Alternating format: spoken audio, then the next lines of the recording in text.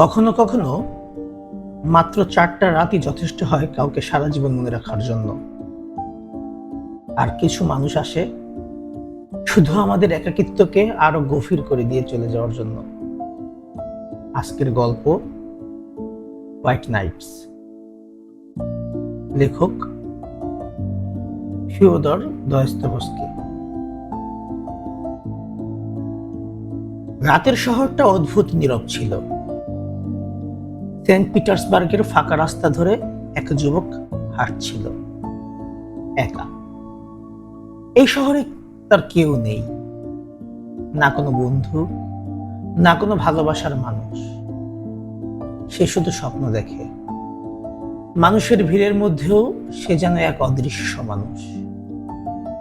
প্রতিদিন রাতে সে শহরের অলিতে গলিতে হেঁটে বেড়ায়, পুরনো বাড়িগুলোর দিকে তাকিয়ে ভাবে এগুলোই বুঝি তার একমাত্র সঙ্গী। কিন্তু সেই রাতটা ছিল আলাদা। হঠাৎ সে দেখতে পেল রাস্তার পাশে এক মেয়ে দাঁড়িয়ে দাঁড়িয়ে কাঁদছে।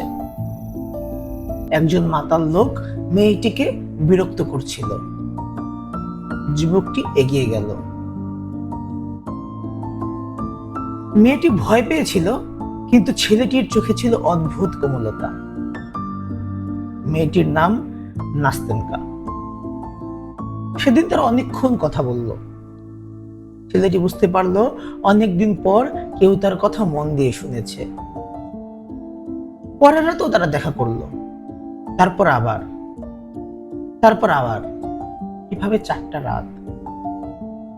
মাত্র 4টা রাতেই ছেলেটির নিঃসঙ্গ পৃথিবী বদলে যেতে লাগলো। এক রাতে নাস্তেনকা নিজের গল্প বলল। সে তার অন্ধ দাদির সঙ্গে থাকে।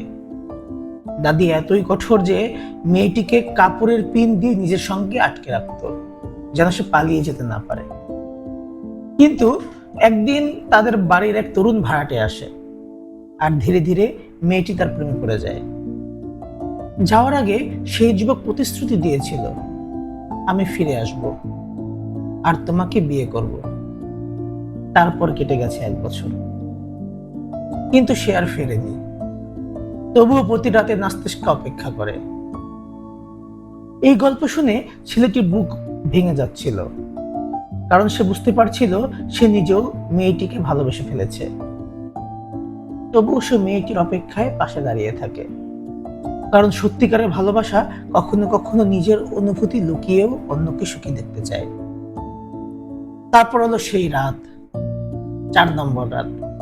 নিস্তব্ধ রাস্তার পাশে দাঁড়িয়ে ছেলেটি কাঁপা কাঁপা গলায় বলল, আমি তোমাকে ভালোবাসি। মেয়েটির চোখ ভিজে উঠল। সে ধীরে বলল, হয়তো আমিও তোমাকে ভালোবাসতে পারবো। সেই মুহূর্তে ছেলেটির মনে হলো তার জীবনের সব অন্ধকার বুঝি শেষ হতে চলেছে। ঠিক তখনই রাস্তার ওপাশে একটি মানুষ এসে দাঁড়ালো, পুরনো সেই প্রেমিক। এক মুহূর্তে নাস্তেনকা ছেলেটির হাত ছেড়ে দৌড়ে গেল তার কাছে, আর ছেলেটি নীরবে দাঁড়িয়ে রইল ফাঁকা রাস্তায়। পরদিন একটি চিঠি এলো। মেয়েটি লিখেছে, আমাকে ক্ষমা করো, আমি তোমাকে কখনো ভুলবো না, কিন্তু আমাদের প্রথম ভালোবাসাই আমার সত্যি।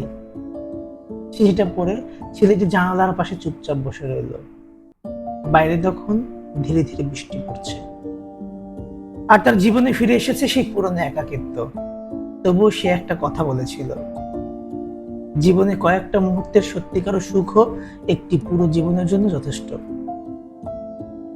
সব ভালোবাসা মানুষকে কাছে আনে না, কিছু ভালোবাসা শুধু মানুষকে আজীবন নিঃসঙ্গ করে দিয়ে যায়।